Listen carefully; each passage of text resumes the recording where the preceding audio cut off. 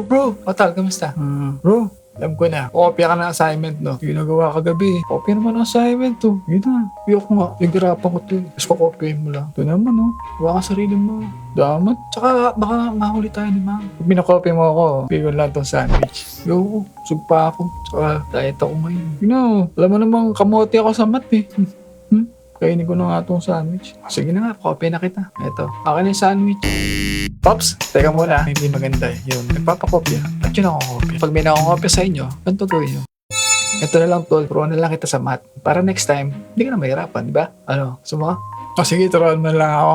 A few moments later. Salamat bro, at tinuruan mo ako sa math kahapon. Bigdak na sarili mong sandwich. Wow, thank you. Sarap yan. Gawa ni mami yan. Salamat tol ha. Talaga. So, madali lang naman ang math eh.